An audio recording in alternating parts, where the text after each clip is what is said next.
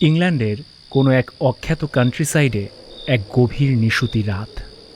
পুরো গ্রাম ঘুমে অচেতন। কোথাও কোনো জনপ্রাণীর চিহ্ন পর্যন্ত নেই, শুধু থেকে থেকে হাওয়া দিচ্ছে আর গাছের পাতা ঝরঝর করে উঠছে। হঠাৎই কোথায় যেন ঝনঝন শব্দে কাঁচ ভেঙে পড়ল, আর তার সাথে সাথেই এক তীক্ষ্ণ মরণ আর্তনাদ নিস্তব্ধ রাতের বুককে চিরে ফালা ফালা করে দিল।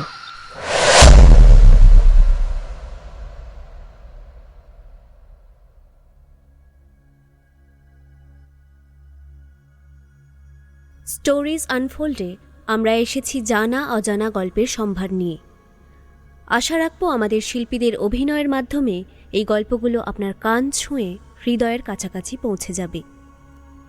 যদি আমাদের গল্প আপনার ভালো লাগে তাহলে অবশ্যই স্টোরিজ আনফোল্ড চ্যানেলটিকে সাবস্ক্রাইব করে বেল আইকন প্রেস করে আমাদের সঙ্গে থাকবেন। নমস্কার, আমি মধুমন্তী। বিশ্ব সাহিত্যে রবার্ট ব্লচ এক বিশিষ্ট নাম। তার বিভিন্ন লেখার অনুপ্রেরণায় বিভিন্ন সময় তৈরি হয়েছে বহু নাটক, চলচ্চিত্র ইত্যাদি। আজ স্টোরিজ আনফোল্ডে শুনবেন রবার্ট ব্লচের একটি লেখার অনুপ্রেরণায় রক্ত পিশাচ। গল্পের হুবহু অনুকরণ বা অনুসরণ কোনোটাই আমরা করিনি। এই ধরনের ঘটনা যুগ যুগ ধরে ইউরোপের বিভিন্ন দেশে লোকমুখে প্রচলিত। তেমনই এক ভয়ঙ্কর ঘটনার কথা শোনা যাবে আজকের গল্পে। তাহলে শুরু করা যাক আজকের গল্প, রক্ত পিশাচ।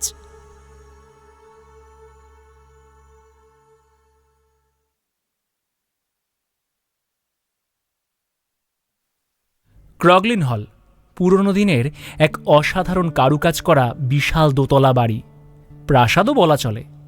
চারপাশের পরিবেশও অসাধারণ। প্রশস্ত উঁচু টিলার ওপরেই ক্রগলিন হল সকলকে যেন হাতছানি দিয়ে ডাকে। চারপাশে গড়ানো ঢালু উপত্যকা বহুদূর পর্যন্ত বিস্তৃত। বাড়ির তিন দিক জনবসতি শূন্য, শুধু সামনের দিকে ছোট একটা গ্রাম। উত্তর দিকে আধ মাইল দূরে শুরু হয়েছে ঘন বন, অধিকাংশই পাইন গাছ। এই বনের একধারে একটি সাধারণ কবরখানা, আর তার পাশেই একটি পারিবারিক কবরখানা বা ভল্ট। প্রায় 200 বছর আগে ক্রগলিন হল তৈরি করেছিলেন ফিশার নামে এক নামকরা ধনী পরিবার। ভল্টটিও তারাই তৈরি করেছিল, কিন্তু সময় ও অবস্থার ফেরে একদিন ফিশার বংশের বর্তমান বংশধরেরা বাড়িটা বিক্রি করে দিতে চাইলেন। কিন্তু চাইলেই তো হয় না। এমন নির্জন টিলার মাথায় এত বড় বাড়ি পছন্দ হলেও কেউ কিনতে রাজি হলো না। অবশেষে এলেন ফ্রান্সরা, দুই ভাই এডওয়ার্ড ও মাইকেল, আর একমাত্র বোন এমিলিয়া। আসলে ভাই বোন মিলে হাওয়া বদল করতে এসেছিলেন ক্রগলিন হলে। হাওয়া বদলের জন্য এর চেয়ে ভালো জায়গা আর হয় না, কি বলো লিয়া? ওকে জিজ্ঞেস করে লাভ কি? তার চেয়ে তোমরা আমায় ধন্যবাদ দাও। আমি খোঁজ না দিলে তোমার খালি নিজের দিকে ঝোলটা না, তাই না? তবে স্বীকার করতেই হয়, এ এক অসাধারণ জায়গা। আমার তো মনে হচ্ছে এখানেই থেকে যাই। হ্যাঁ, ওইটাই বাকি আছে। এই নাও, তাসটা আরেকবার সাজিয়ে ফেলো। আচ্ছা, কার দান ছিল? এই তো আমি দান দেবো এবারে। চলো তাড়াতাড়ি তো। হ্যাঁ, চলো চলো চলো। এই লিয়া, চালটা দাও। হ্যাঁ হ্যাঁ, আমি দিচ্ছি মাইক, তবে কিন্তু নো চিটিং। আরে না, মাইক কোনো চিটিং করতে পারবে না। আমি দেখছি মাইক চিটিং। এই আমি দিলাম আমার। তবে ওপরের ঘরগুলো কিন্তু বেশ চমৎকার। Yes, and you have got the best one. সেই তো। আহা, এই বাজিও আমার। ইয়েস, জিতেছি।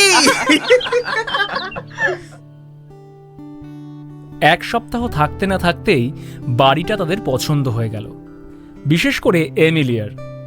তাই তার দাদা এডওয়ার্ড বোনকে না জানিয়েই ক্রগলিন হল কিনে নিল। লিয়া, লিয়া, লিয়া, কোথায় তুমি? তোমার জন্য একটা দারুণ খবর আছে। কি হয়েছে দাদা? এত চিৎকার করছো কেন বলো তো? পাখিগুলোও চমকে যাচ্ছে তো। তাই না? যাও, বলবো না তোমাকে। না না, লক্ষ্মী দাদা, বলো না কি হয়েছে। আরে সেই ক্রগলিন হল যেখানে তুমি থেকে যেতে চেয়েছিলে, এড সেটা কিনে নিয়েছে। Oh my God! কেমন? Mike, what a surprise! Oh God, today is the best day of my life. Oh, I'm so happy. Ed, Ed, কোথায় এই, তুমি? আরে লিয়া, আস্তে আস্তে আস্তে যাও, অত দৌড়িও না লিয়া। এই তো, এড, হ্যাঁ হ্যাঁ, কোথায় ছিলে তুমি? এই তো এখানে। আচ্ছা, খবর পেয়ে গেছো দেখছি। হ্যাঁ দাদা, thank you so much for the surprise. Anything for you my dear sister. চলো তাহলে রওনা হবার তোড়জোড় শুরু করে ফেলি। নির্দিষ্ট দিনে ফ্রান্সরা এসে থাকতে শুরু করলেন ক্রগলিন হলে। এমনিতেই তারা অভিজাত ও বিত্তশালী। নিজেদের স্বাতন্ত্র্য বজায় রাখার জন্যই হয়তো এমন নির্জন স্থানে এই বাড়িটা তাদের এত আকর্ষণ করেছিল। ওদের ব্যবহারে প্রতিবেশীরাও খুব ভালোবেসে ফেলল ওদের। রীতিমতো জনপ্রিয় হয়ে উঠল তারা। এভাবেই আনন্দে হাসিতে ক্রগলিন হলে কেটে গেল বেশ কয়েকটা মাস। শীতের পর এলো গ্রীষ্ম।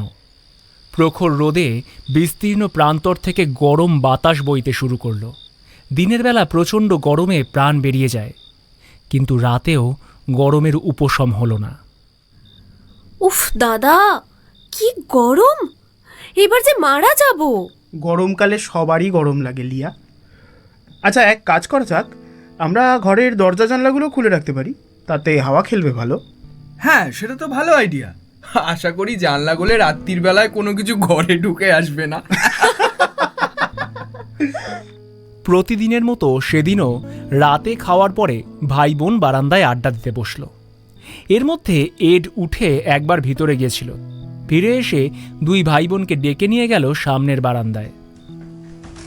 মাইক, লিয়া, হ্যাঁ, আরে আরে এক্ষুনি তোমরা এসো আমার সাথে।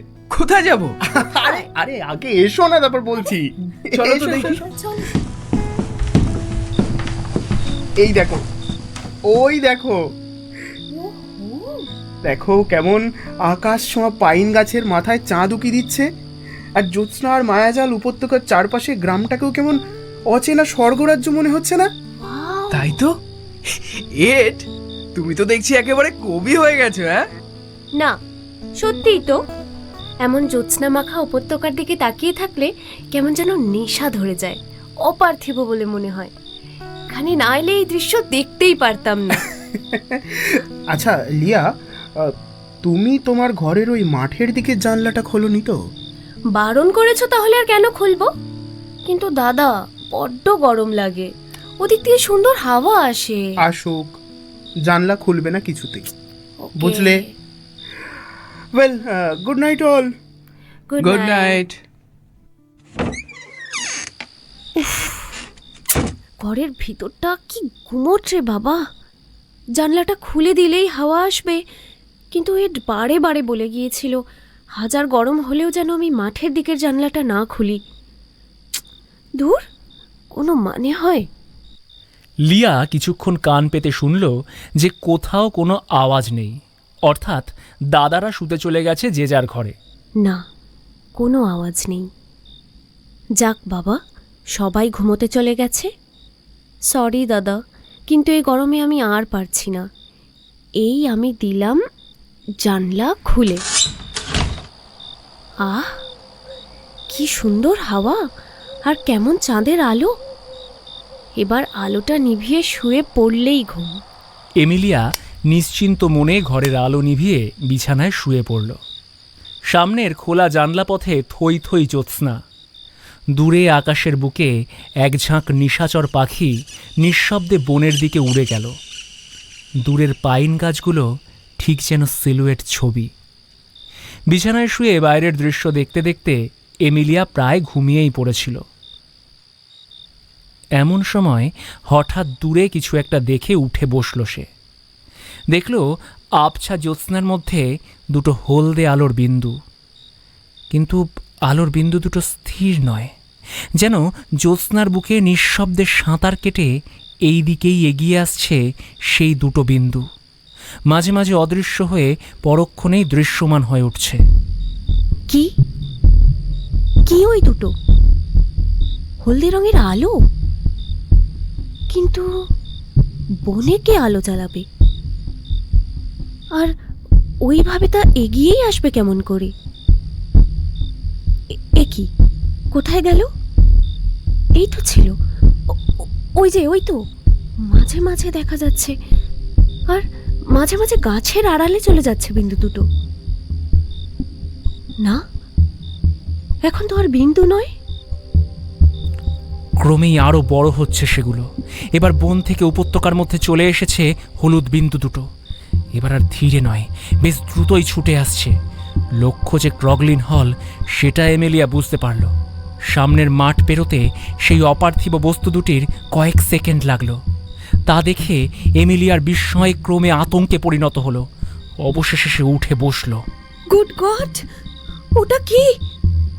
ওটা কি? আমি কি ভুল দেখছি? ওটা ওটা একটা মানুষ। কে ওটা? এদিকেই আসছে, কিন্তু কিন্তু মানুষ কি অত লম্বা হয়? বিছানা ছেড়ে ওঠার চেষ্টা করেও পারল না এমিলিয়া। অজানা আতঙ্কে গলা শুকিয়ে কাঠ, হাত পা অবশ। সেই আলোর দুটি বিন্দু সমেত বিশাল দেহটা তার জানলার দিকে এগিয়ে আসছে। হঠাৎ করেই সে যেন শক্তি ফিরে পেল। মনের সব জোর একত্র করে এক লাফে খাট থেকে নেমে জানলার পাল্লা দুটো বন্ধ করে দিল। কাঁচের জানলা ছেড়ে ঘরের মাঝখানে এসে দাঁড়ালো এমিলিয়া।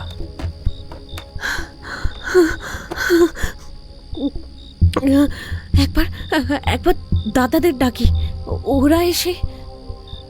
না না, যদি সবটা আমার মনের ভুল হয়, হয়তো চিৎকার শুনে এসে দেখবে কোথাও কিচ্ছু নেই, সবটাই চাঁদের আলো আর রাতের অন্ধকারের খেলা। আমায় নিয়ে মাইক নিশ্চয়ই মজা করবে, ভীতু বলবে। না না, ওদের ডাকা যাবে না। তার চেয়ে নিজেই দেখি আসলে কি ব্যাপার, কি ওই আলোর রহস্য।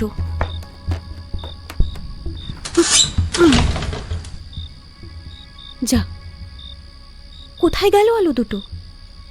কোথাও তো কিছু দেখা যাচ্ছে না। আমারই ভুল, ভাগ্যিস চিৎকার করিনি। বিছানার দিকে ঘুরে দাঁড়ালো এমিলিয়া। হঠাৎ তার মনে হলো তাকে কেউ লক্ষ্য করছে। একটা চোরা ঠান্ডা স্রোত তার গা বেয়ে নেমে গেল। ওই তো, ওই তো, বাড়ির এপাশ থেকে ওপাশে চলে যাচ্ছে, আর মাঝে মাঝে জানলার দিকে লক্ষ্য করছে। এ কি সত্যি আলো? ওই যে, আমি ভুল দেখিনি, ও যে দেহেরই আভাস। ও যে এগিয়ে আসছে, এদিকেই আসছে। এমিলিয়া দৌড়ে গেল দরজার দিকে। আচ্ছন্নের মতো ছিটকিনি না খুলেই দরজা খোলার জন্য টানাটানি করল। ছিটকিনি খোলার কথা তার মনেই এলো না। আর ঠিক সেই মুহূর্তে শব্দটা সে শুনতে পেল। বন্ধ জানলার কাঁচের ওপর নখের আঁচড়ের শব্দ, যেন কেউ জানলাটা খোলার চেষ্টা করছে।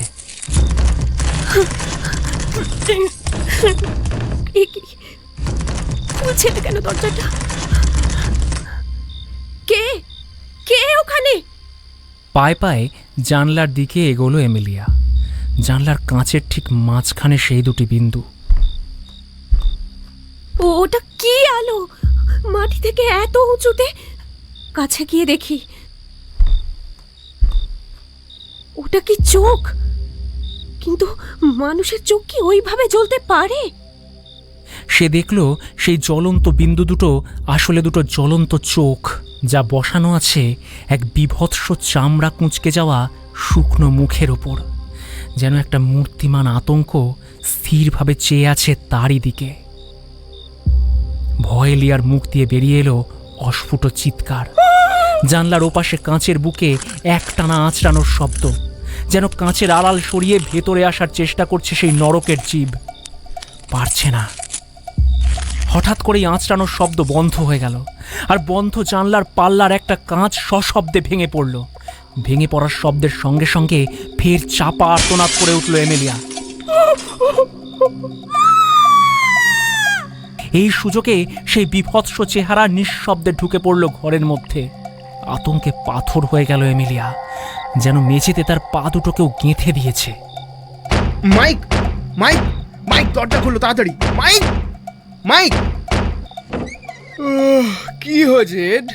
এত রাত্রে? আরে লিয়া, লিয়া, লিয়া চেঁচালো, তুমি শোনোনি? কই? না তো। আরে চলো তো গিয়ে দেখি একবার। এসো এসো এসো এসো এসো। এদিকে এমিলিয়ার ঘরের মধ্যে সেই হলদে জ্বলন্ত চোখ দুটো ক্রমেই বড় হয়। শরীর যেন ক্রমে আকৃতি নিতে থাকে। বিশাল বলিষ্ঠ বড় ভয়ঙ্কর সেই আকৃতি, নোংরা কোঁচকানো চামড়ায় ঢাকা দুটো হাত ক্রমেই এগিয়ে আসে এমিলিয়ার দিকে। সেই হাতে বাঁকানো নখের শাড়ি। হঠাৎ যেন সার ফিরে আসে এমিলিয়ার দেহে। সে আতঙ্কে পিছু হাঁটতে হাঁটতে আচমকাই বিছানার ওপর পড়ে যায়। লুটিয়ে পড়া দেহের ওপরে ঝুঁকে পড়ে সেই নরকের পিশাচ। এক অসহ্য মরা পচা গন্ধে ভরে ওঠে এমিলিয়ার অসাড় হয়ে আসা মস্তিষ্ক। সে অনুভব করতে পারে ক্রমেই তার কণ্ঠনালীর দিকে এগিয়ে আসে সেই নারকীয় পিশাচের ধারালো দাঁত।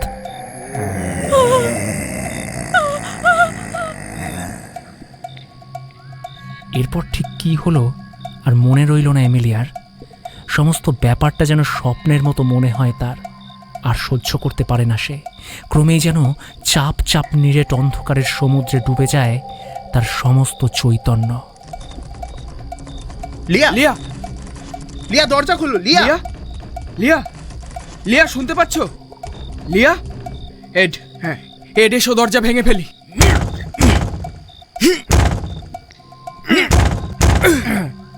বারংবার আঘাতের পর শক্ত কাঠের দরজা ছিটকিনি সমেত ভেঙে পড়ল। ও মাই গড, এ কি হয়েছে? লিয়া, লিয়া, লিয়া! চোখের সামনে এক ভয়ঙ্কর দৃশ্য। বিছানার মাঝখানে পড়ে আছে এমিলিয়া। দেখলেই বোঝা যায় সে অচেতন। গলার এক পাশ থেকে লাল রক্তের ধারা গড়িয়ে পড়ে ভিজে যাচ্ছে বিছানা। আচমকাই ভাঙা জানলার দিকে ছুটে গেল মাইক। এড, এড, দেখো ওকে। মাইক এদিকে এসো। ওই যে ছুটে চলে যাচ্ছে। মাইক এদিকে এসো। এড, লিয়ার, কেও? মাইক, লিয়ার অবস্থা বেশ খারাপ। মাইক কোথায় যাচ্ছ? মাইক শোনো। Mic, mic! মাইক কোনো উত্তর না দিয়ে ঘর থেকে বেরিয়ে গেল। নিচে এসে সদর দরজা খুলে ধাওয়া করল সেই রহস্যময় বিশাল মূর্তিকে। সামনে জ্যোৎস্না ভেজা মাঠের ওপর দিয়ে প্রায় ঝড়ের গতিতে ছুটে চলেছে সেই মূর্তি। মাইক প্রবল বেগে দৌড়ল, কিন্তু মূর্তিটা বনের গাছপালার অন্ধকারে হারিয়ে গেল। কি করবে বুঝতে না পেরে মাইক কিছুক্ষণ মাঠের ওপর দাঁড়িয়ে রইল। অবশেষে বাড়ি ফিরে এসে লিয়ার ঘরে ঢুকল। এড ততক্ষণে লিয়ার জ্ঞান ফেরানোর ব্যর্থ চেষ্টা করে চলেছে। ওইভাবে বেরিয়ে গেলে কেন? কিসে লিয়ার এই হাল করেছে না জানি, মূর্খের মতো বেরিয়ে গেলে? কিসে? মানুষ ছিল এড, আমি স্পষ্ট দেখেছি। কিন্তু অত বড় শরীর আর ওই অবিশ্বাস্য গতি, উফ! দৌড়েও নাগাল পেলাম না এড। এ কি এড? লিয়ার সারা শরীর এমন ক্ষতবিক্ষত হলো কি করে? এখন ওসব কথা থাক মাইক। শোনো শোনো, চট করে আমার ঘর থেকে ওষুধের বাক্সটা নিয়ে এসো। Hurry up, hurry up. হ্যাঁ। আর ওই যে ওদিক থেকে জলের জায়গা আর কিছু শুকনো কাপড় দাও তো, তাড়াতাড়ি। এই যে জলটা, আগে মুখে ছেটা। হ্যাঁ হ্যাঁ দাও। লিয়া, লিয়া, লিয়া শুনতে পাচ্ছ? লিয়া, লিয়া! দাদা, ওষুধের বাক্সটা ধরো। হ্যাঁ। এই যে, আগে ওর ক্ষতস্থান বন্ধ করা দরকার। হ্যাঁ, তুমি এই ব্যান্ডেজটা এদিক দিয়ে ধরো। হ্যাঁ। ওষুধটা এই যে এনো। এবার এটা জড়িয়ে দাও তো। হ্যাঁ, সাবধানে, এইভাবেই, এইভাবেই। সাবধানে। গলার ক্ষততে ওষুধ লাগিয়ে রক্ত পড়া বন্ধ হলো একসময়, কিন্তু অনেক চেষ্টা করা সত্ত্বেও এমিলিয়ার জ্ঞান ফিরে এলো না। আমি খুব একটা ভালো বুঝি না মাইক, ডাক্তার ডাকতে হবে। এই ভগবান, কি থেকে যে কি হয়ে গেল। মাইক, মাইক তুমি একবার যাও। এখান থেকে মাইল তিনেক দূরে ডক্টর ব্রাউন থাকেন, ওনাকে যেভাবেই হোক তুমি নিয়ে এসো। মাইক তাড়াতাড়ি যাও। হ্যাঁ, আমি এক্ষুনি যাচ্ছি। হ্যাঁ। কিন্তু উনি কি এত রাত্রে আসবেন? আচ্ছা, আমি চেষ্টা করে দেখছি। বেরোলাম। হ্যাঁ হ্যাঁ। দেখি কি হয়েছে। এ কি, গলার এই অবস্থা? এরকম হলো কি করে? এ তো দাঁতের দাগ। নিশ্চয় কোনো হিংস্র জানোয়ার আক্রমণ করেছিল। জানোয়ার? এই দোতলার ঘরে? কিন্তু তা কি করে হয়? আরে এই যে দেখুন দেখুন, ক্ষতটা ধারালো কিছু দিয়ে গভীর গর্ত করা হয়েছে। এ কোনো অস্ত্র নয়, ধারালো দাঁত। দেখুন চামড়া কিভাবে ছিঁড়েছে, দেখেছেন? দাঁতের দাগ? তাহলে আমি যা দেখলাম। কিছু বললেন? না না, তাহলে এখন কি করা যায় ডক্টর? ওষুধ দিচ্ছি, অনেক বেশি সাবধানে রাখতে হবে রোগীকে। অনেকটা রক্ত বেরিয়ে গেছে, আমি কোনো রকম আশা দেখতে পাচ্ছি না। দেখুন কি হয়। আচ্ছা, আমি চলি। ওষুধ পথ্য যত্ন সত্ত্বেও সম্পূর্ণ জ্ঞান ফিরল না এমিলিয়ার। মাঝে মাঝে জ্ঞান ফিরলেও নিদারুণ আতঙ্কে ছটফট করে পরক্ষণেই জ্ঞান হারায়। ও ও ওই যে ওই যে হলদে চোখ আছে আছে ও লিয়া লিয়া লিয়া লিয়া কেউ আসছে না লিয়া। মাই গড, এই কি হলো মাইক, কি হলো? এত খোঁজাখুঁজি করে আততায়ীর সন্ধান পাওয়া গেল না। সন্দেহজনক কিছুই তো নজরে পড়ল না। মাইক, তুমি সেদিন কোনো হিংস্র জন্তু দেখে থাকবে। মানসিক উত্তেজনায় তুমি তাকে মানুষ ভেবেছ। কিন্তু তা কি করে হয় দাদা? আমি যে তার পিছু নিয়েছিলাম। আর তাছাড়া হিংস্র জন্তু কি কখনো জানলার কাঁচ ভেঙে ঘরে ঢোকে? খোঁজ চলতে লাগলো, কিন্তু কেউই কিছু বলতে পারল না। অবশেষে এগিয়ে এলো এক স্থানীয় যুবক, নাম মরিস। কাছেই একটা খামারে থাকে। সে শোনালো এমনই এক ঘটনার কথা। বছর দুয়েক আগেও আমার বাড়িতে একই রকমের ঘটনা ঘটেছে আমার বোনের সাথে। শুধু মুখে কাঁধে ক্ষত নয় স্যার, সে সারা জীবনের মতো পঙ্গু হয়ে গেছে। আক্রমণকারীকে দেখেছিলে? কোনো জন্তু ছিল? না মিস্টার ফ্রান্স, গভীর রাতে ঘটেছিল সে ঘটনা। আমরা কিছুই জানতে পারিনি।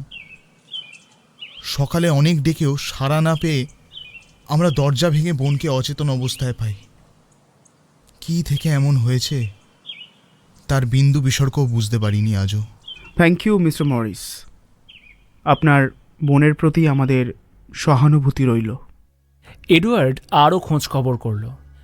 ভাষা ভাষা শোনা গেল যে আরও বেশ কয়েকটি বাড়িতেও নাকি এমন ঘটনা ঘটেছে, কিন্তু আততায়ীকে ধরা যায়নি। আরে এসব হচ্ছে এক দৈত্যাকৃতি পিশাচের আক্রমণ। সে চুপি সারে আসে আর সুযোগ বুঝে শিকার ধরে। আরে চিৎকার চেঁচামেচির সঙ্গে সঙ্গে উধাও হয়ে যায়। তাকে ধাওয়া করে আজ অবধি কোনো লাভ হয়নি। পুরো 2 দিন লাগলো এমিলিয়ার জ্ঞান ফিরতে। সুস্থ হতে প্রায় বেশ মাসখানেক লাগলো, কিন্তু সে বেশ দুর্বল হয়ে গেল। ঘর থেকে বেরোতে পর্যন্ত পারে না। এডওয়ার্ড ও মাইক প্রাণপণে বোনের শুশ্রূষা করতে লাগলো। দাদা, 1 মাসের ওপর হয়ে গেল ঘর ছেড়ে বেরোইনি, কিন্তু আমি আজ তোমাদের সাথে বসে ব্রেকফাস্ট করব। কিন্তু লিয়া, তুমি এখনো যথেষ্ট দুর্বল। তোমাকে যে ফিরে পেয়েছি তাই ঈশ্বরের অশেষ করুণা। দোহাই বোন, তুমি আরেকটু সুস্থ হয়ে নাও। আমি একদম ঠিক আছি দাদা, বরং আর একটা দিনও এইভাবে থাকলে আমি সত্যিই অসুস্থ হয়ে পড়ব। চলো না প্লিজ। আচ্ছা আচ্ছা আচ্ছা, এসো, আমার হাত ধরো, এসো, সাবধানে। আচ্ছা আচ্ছা। হ্যাঁ, আস্তে আস্তে। ঠিক আছো? হ্যাঁ হ্যাঁ, এসো, এইখানে বসো। ওকে। না না, এভাবে চলবে না। আমার মনে হয় আমাদের আরও খোঁজ নেওয়া উচিত। এখানে সবাই যা বলছে। কাম অন এড, আমরা সবাই শিক্ষিত। আর আর শিক্ষিত বলে কোনো কুসংস্কারকে আমরা এভাবে আমল দিতে পারি না। আমার মতে ওটা কোনো জন্তু ছিল। আর তাছাড়া আমি এতটাই আতঙ্কিত ছিলাম, আমার অন্য কিছু মনেও নেই। শুধু শুধু দুটো চোখ। উফ, এসব কথা থাক এখন, লিয়া, এসব ভেবো না এখন। আচ্ছা, কয়েকদিন আমরা অন্য কোথাও কাটিয়ে এলে কেমন হয়? লিয়ারও একটা চেঞ্জ হয়ে যাবে আর আমরা। বেশ তো, এ তো অতি উত্তম প্রস্তাব। লিয়ার সুইজারল্যান্ড সব থেকে প্রিয়, সেখানেই যাওয়া যাক, কি বলো? অনেক ভাগ্য করলে এমন দুইজন দাদা পাওয়া যায়। আমাদেরও সৌভাগ্য কম নয় বোন। তুমি শুধু সুস্থ হয়ে ওঠো তাড়াতাড়ি। হ্যাঁ, শুধু ওই আমাদের বোন একটু বেশি জ্বালায় আর নাকে নাকে কান। মাই, আর খুব খারাপ হচ্ছে কিন্তু। আচ্ছা, কি কি নেওয়া হবে? হ্যাঁ, আচ্ছা, লিয়ার বাক্স বইতেই তো 4টে লোক লাগবে, কি বলো? মোটেই না। হয়েছে হয়েছে, এবার থামো তোমরা। নির্দিষ্ট দিনে ওরা সুইজারল্যান্ডের দিকে যাত্রা করল। সেখানে বেশ কিছুদিন খুব আনন্দে কাটল। অচিরেই ক্রগলিন হলের সমস্ত দুঃস্বপ্ন মুছে গেল তাদের মন থেকে। কিন্তু সপ্তাহ 2 যেতে না যেতেই বাড়ি ফিরে যাবার জন্য বায়না ধরল এমিলিয়া। এবার ফিরি দাদা, কি বলো? সে কি, 2 সপ্তাহ তো হয়নি এসছো লিয়া, এর মধ্যেই সব ঠিক আছে তো? আচ্ছা, তুমি ঠিক আছো তো? ওফো, আমার নিজের বাড়িতে যাবার ইচ্ছে হচ্ছে, তাতে ঠিক ভুলের কি আছে? দেখো দাদা, অনর্থক ভয় পাচ্ছ তোমরা। ওইসব ভূত প্রেত সব ভীতু মনের কল্পনা। এবার ফেরার টিকিট কাটো প্লিজ। আচ্ছা আচ্ছা, বেশ বেশ বেশ, তোমার যখন তাই ইচ্ছে তখন তাই হোক। অবশেষে সেপ্টেম্বরের মাঝামাঝি আবার ক্রগলিন হলে ফিরে এলো ওরা। ঠিক হলো এমিলিয়ার ঘরের উল্টো দিকের ঘরেতে থাকবে দু ভাই। রাতে ঘরের দরজা খোলা থাকবে।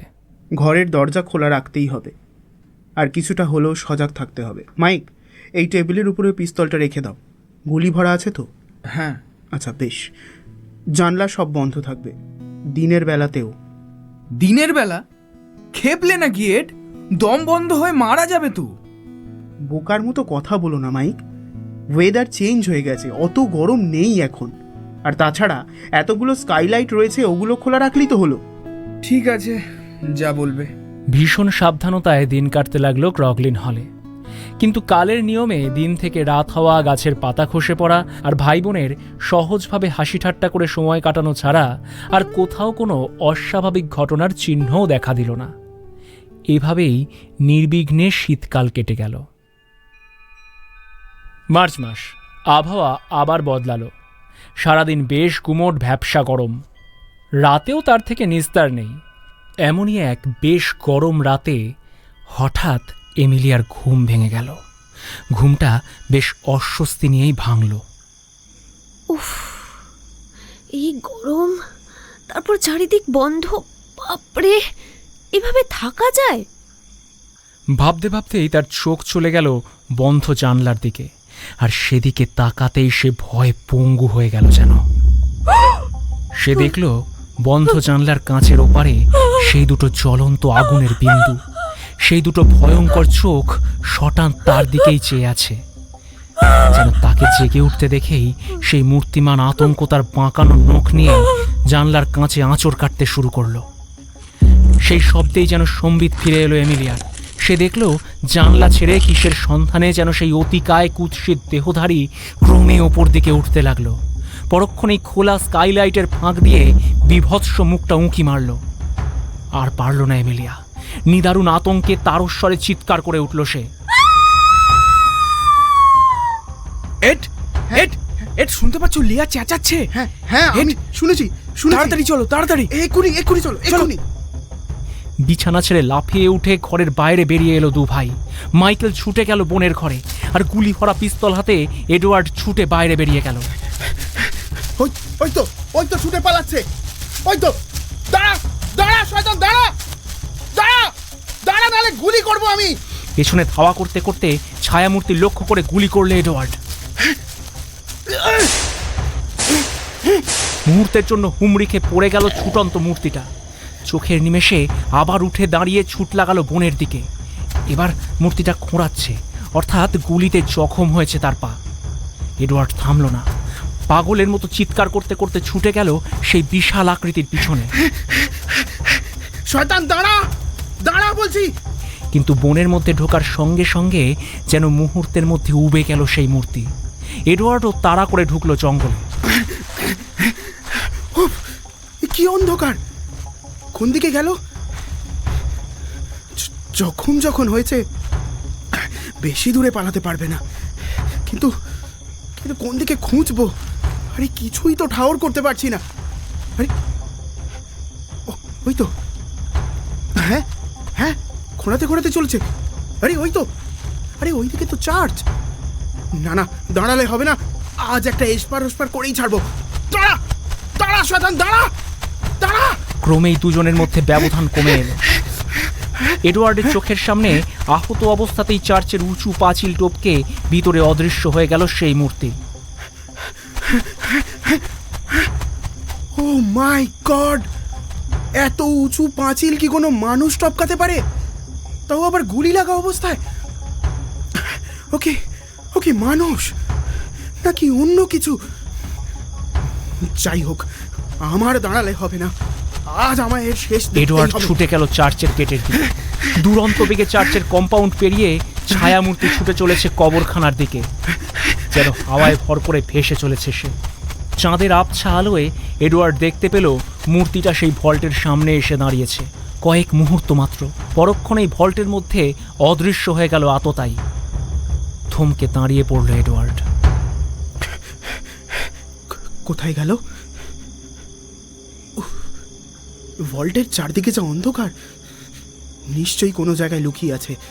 কাছে গেলেই সুযোগ বুঝে ঝাঁপিয়ে পড়বে। উফ, তাড়াহুড়োয় টর্চটাও নিয়ে আসেনি। এই শয়তানের কথা যা শুনেছি আর যা দেখছি, না না, একা সাহস দেখানোটা এখানে বোকামি হবে। তার চেয়ে লোকজন নিয়ে এসে চার্চের আশপাশ আর ওই ভল্টের ভেতরে খুঁজে দেখব। এখন ফিরে যাই এখন। এডওয়ার্ড ফিরে এলো ক্রগলিন হলে। মাইক ততক্ষণে লিয়াকে ধাতস্থ করে আবার ঘুমোতে বলছে। এডকে ঘরে ঢুকতে দেখেই দুজনে উৎকণ্ঠিতভাবে তাকালো। এড সমস্ত ঘটনা বলল।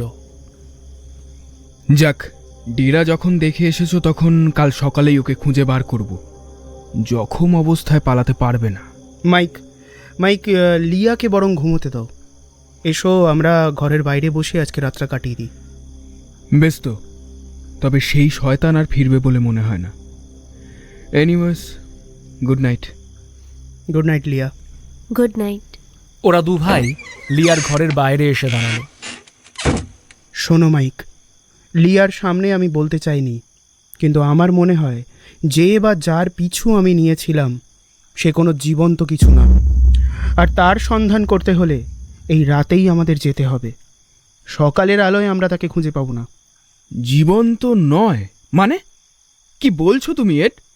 তুমিও কি ওই গ্রামের লোকগুলোর মতো খেপে গেলে? না মাইক, না, চলো, আর দেরি নয়।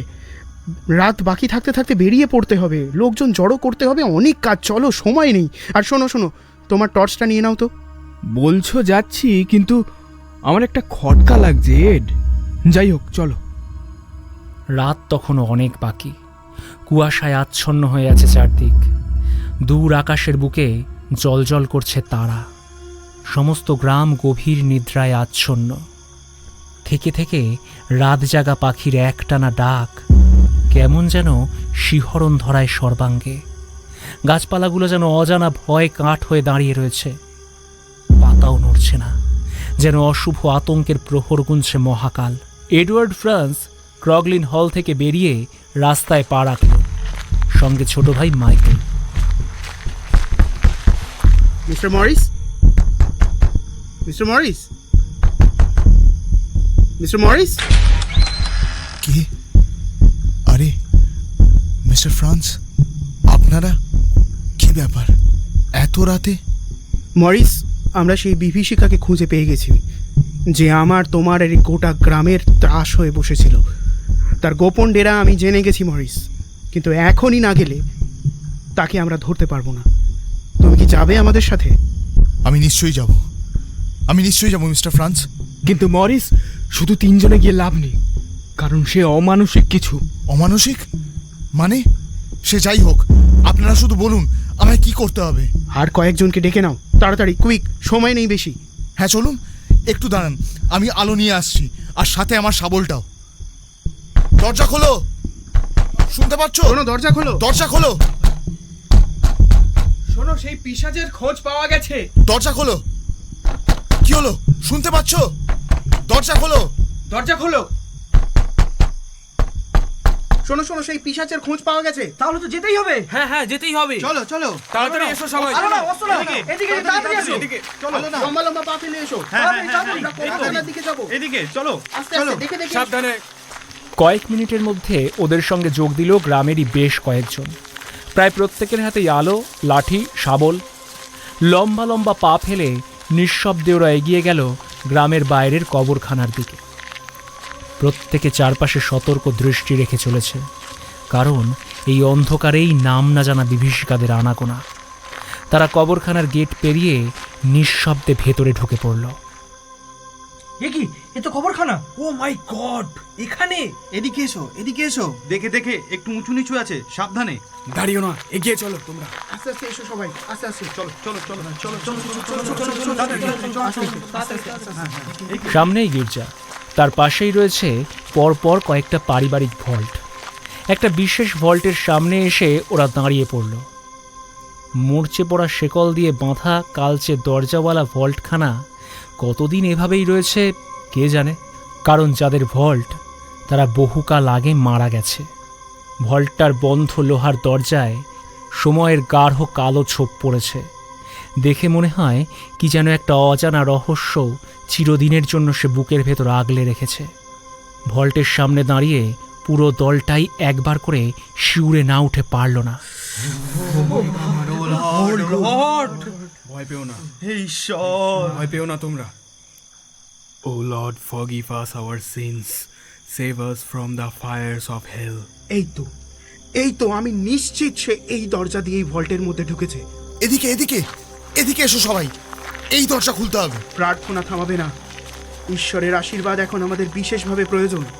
Lead all souls to heaven, especially those who are in most need of your mercy. গায়ের জোরে দরজা ধরে টান দিল মাইক আর মরিস। ও একা পারবে না, সবাই মিলে হাত লাগাও তাড়াতাড়ি। চলো চলো চলো চলো। হাত লাগালো আরও কয়েকজন। দরজা কিন্তু নড়ল না। মোটা মোটা লোহার শেকলে বাঁধা দরজা সবার টানাটানিতে কিছুটা নড়ল মাত্র, কিন্তু খুলল না। হে খোলা মানুষের সাধ্য না, স্বয়ং শয়তান রক্ষা করছে এই ভল্টকে। চুপ করো, ভয় পেও না। মনে রেখো এই কাজ ঈশ্বরের কাজ। শাবলের চাপ দিয়ে শেকল ভেঙে ফেলো, শয়তানের দিন শেষ হোক।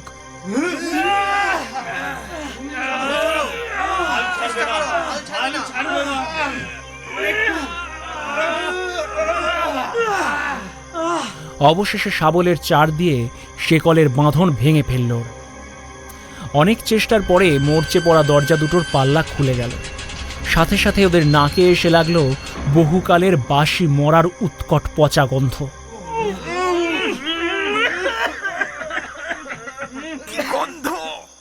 কোমরে বাঁধা পিস্তল খুলে হাতে নিল এডওয়ার্ড। উত্তেজনায় আতঙ্কে তার গায়ে তখন কাঁটা দিচ্ছে। সামনেই কোনো প্রাগৈতিহাসিক জন্তুর মতো মস্ত হাঁ করে আছে অন্ধকার সিঁড়িপথ, যেন ওদের গ্রাস করার জন্যই উন্মুখ হয়ে আছে। না না, যাবো না এখানে, যাবো না এখানে। চুপ করো তো, ভিতর হতাকারে, চলো আমার সাথে। বাঁ হাতে টর্চ আর ডান হাতে পিস্তল নিয়ে ভল্টের সিঁড়িতে পা রাখল এডওয়ার্ড। আমি কাউকেই জোর করব না। সবাই স্বেচ্ছায় এত দূর এসেছো। যারা যারা ভেতরে আসতে চাও চলে এসো। হ্যাঁ হ্যাঁ, নিশ্চয়ই যাব। না না, যদি ফিরতে না পারি? বোকার মতো কথা বলো না তো। ঈশ্বরের নাম নাও। হে ঈশ্বর, O Lord, flee the evil desires of youth and pursue righteousness, faith, love and peace. O Lord, O Lord. চারপাশে মাকড়সার জাল, প্রায় শতাব্দী প্রাচীন ধুলো চারদিকে। আচ্ছা, এসো আমার সাথে। টর্চ ও লণ্ঠনের স্বল্প আলোয় অন্ধকার মুছে না গিয়ে যেন আরো চেপে বসেছে। পাথরের সিঁড়িগুলোয় পায়ের আওয়াজে ছুটে পালাচ্ছে ইঁদুর, বিছে, মাকড়সা। ক্রমেই মরা পচা বিভৎস গন্ধটা যেন বেড়ে গেল। এ যেন সত্যি নরককুণ্ড।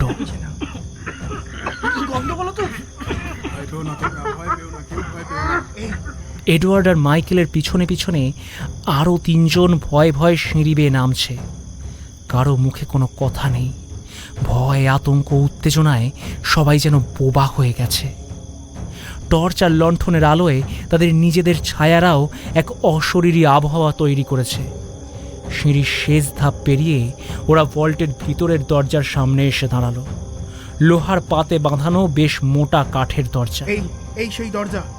এই দরজা ভাঙতে হবে। সরো দাদা, আমি দেখছি। এডওয়ার্ডকে সরিয়ে মাইকেল সজোরে ধাক্কা মারল।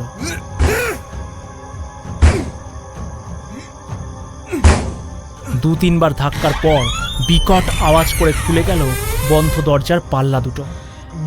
আর অসহ্য মরা পচা গন্ধ ওদের নাকে এসে লাগলো। এ তো টেকা যাচ্ছে না, কি বিশ্রী। কোনো রকমে মুখে রুমাল চাপা দিয়ে ভল্টের চেম্বারের মধ্যে ঢুকে পড়ল ওরা। চারিদিকে মাকড়সার জাল, বড় বড় মাকড়সা ঝুলে রয়েছে। পায়ের তলায় কি কি যে সরে যাচ্ছে তা আর খেয়াল নেই কারো। এক অশরীরী আতঙ্ক যেন সবার শরীরে হিমেল স্রোত ছড়িয়ে দিল।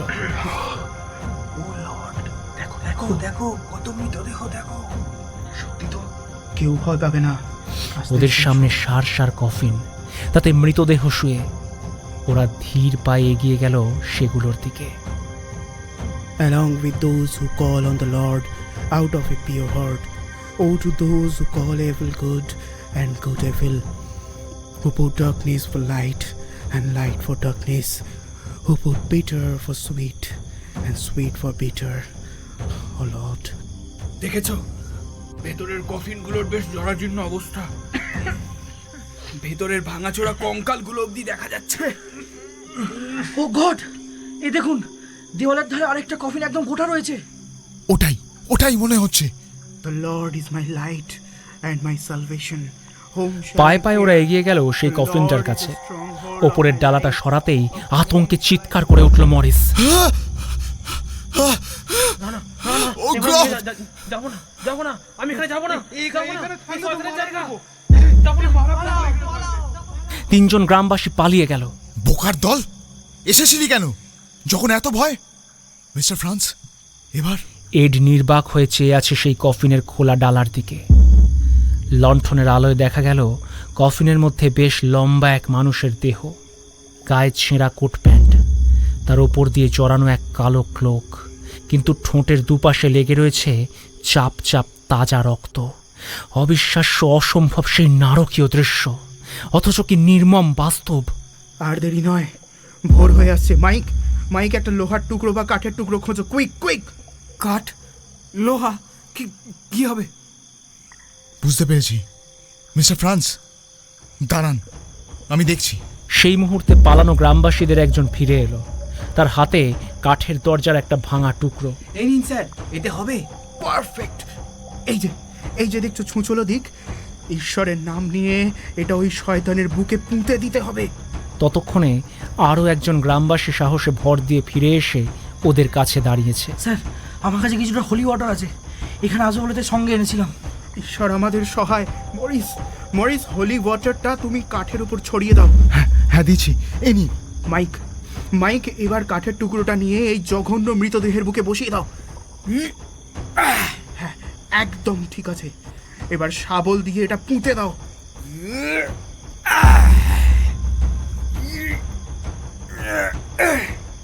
শয়তান, তোর এই রক্ত নিয়ে নারকীয় খেলা আজ এখানেই শেষ। May the holy cross be my light. May the dragon never be my guide, begging Saturn. Never tempt me with your vanities. What you offer me is devil. Drink the poison yourself. সঙ্গে সঙ্গে বিকট নারকীয় হুঙ্কারে ভরে গেল চারদিক। ছিটকে পিছিয়ে এলো সবাই, চোখ খুলে উঠে বসতে চাইছে সে ভয়ালো আতঙ্ক। কি ভয়ঙ্কর রক্ত জল করা দৃশ্য, সবাই যেন পাথর হয়ে গেল। আজ তোর দিন শেষ, পিশাচ।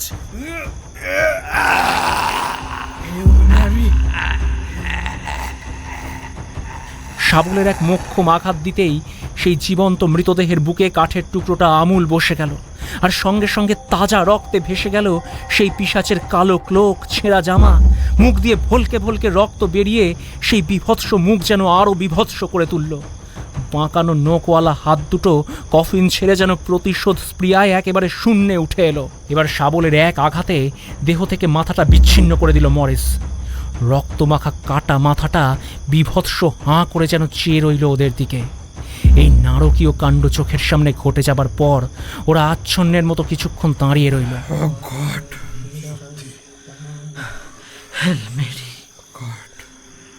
ওপরে চলো, এখনো শেষ কাজ বাকি আছে। আস্তে আস্তে আমার সাথে উঠে এসো সবাই।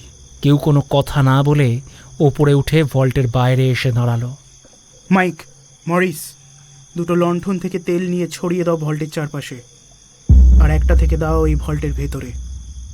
এবার তোমরা একটু তফাতে সরে এসো। পকেট থেকে দেশলাই বার করে জেলে ছুঁড়ে দিল ভল্টের ঘায়ে ছেটানো তেলের ওপর। দাউ দাউ করে জ্বলে উঠল ভল্ট, আগুন ছড়িয়ে পড়ল ভিতরের চেম্বারেও। ক্রমে লেলিহান অগ্নিশিখা গ্রাস করে ফেলল শয়তানের আস্তানা। বিশ্রী পোড়া গন্ধে সবাই যেন সম্বিত ফিরে পেল। বেশ কিছুক্ষণ অপেক্ষা করল তারা। ভোরের আলো একটু একটু করে ধুয়ে দিচ্ছে আতঙ্কের রাতকে। আগুনও প্রায় নিভে এসেছে। এক রক্তলোহী নিশাচর শেষ হয়েছে তার পঙ্কিল রক্তময় নারকীয় অধ্যায় সবার জীবন থেকে। ভোরের আলো যেন সেই শান্তির বার্তাই বয়ে আনলো সবার প্রাণে। নিশ্চুপে সবার মনে ছড়িয়ে পড়ল তা, ঈশ্বর করুণাময়। Who trespass against us, and lead us not into temptation, but deliver us from evil. Amen. আজকের গল্প পাঠে তমজিৎ। এই গল্পে অভিনয় করেছেন এডওয়ার্ডের চরিত্রে অঙ্কুর Chakraborty, Mike, Shubha Bhadra, Emilia, Madhumanti Mukherjee, doctor Brown, Arindam Ghosh, Morris, Mousam Sarkar. গ্রামবাসীদের চরিত্রে অভিরূপ আঢ্য, সুপ্রতিম দাস, শুভাশিস দাশগুপ্ত ও সজল দাস। গল্পের সূত্রধর আমি, মধুমন্তী। কেমন লাগছে স্টোরিজ আনফোল্ডের গল্প পাঠ? আপনাদের মতামত আমাদের কমেন্ট করে জানান। গল্প ভালো লাগলে শেয়ার করতে ভুলবেন না। আর যে অনুরোধটা শুরুতেই করেছি সেটা আবারও করছি, স্টোরিজ আনফোল্ডকে অবশ্যই সাবস্ক্রাইব করবেন আর সমস্ত নোটিফিকেশন পেতে বেল আইকনটি প্রেস করে দেবেন। স্টোরিজ আনফোল্ড, কান থেকে হৃদয় পর্যন্ত।